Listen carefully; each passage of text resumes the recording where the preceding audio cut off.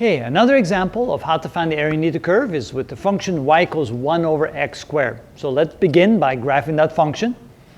And there's our y-axis, there's our x-axis.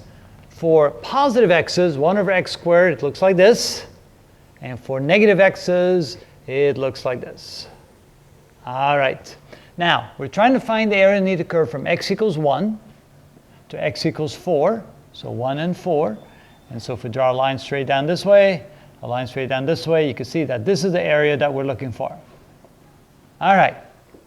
Now, we plug that into our equation. We can say that the area underneath the curve is equal to the definite integral from x equals 1 to x equals 4 of the function 1 over x squared dx. Now, how to integrate that? Well, first, I think we want to write it as an x to the minus 2 power. So we can say this is equal to the integral from 1 to 4 of x to the minus 2 dx. And then we simply use the power rule. We add 1 to the exponent, divide by the new exponent. So this is equal to x to the minus 1 divided by the new exponent minus 1 and evaluate it from 1 to 4. All right, but simplifying this a little bit, we could say, well, this is equal to, put the minus 1 on top, put the x to the minus 1 on the bottom. So this becomes minus 1 over x from 1 to 4. And now we're ready to go ahead and plug in the limits.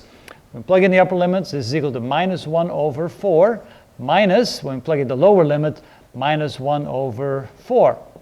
Now you can see here that this minus will cancel out that minus, so this becomes minus a quarter. Oh, no, this is not correct. This should be 1 over 1. When I plug in the lower limit, I replace x by 1, so I get this. So it's minus 1 over 4, minus times the minus becomes plus 1 over 1 is 1.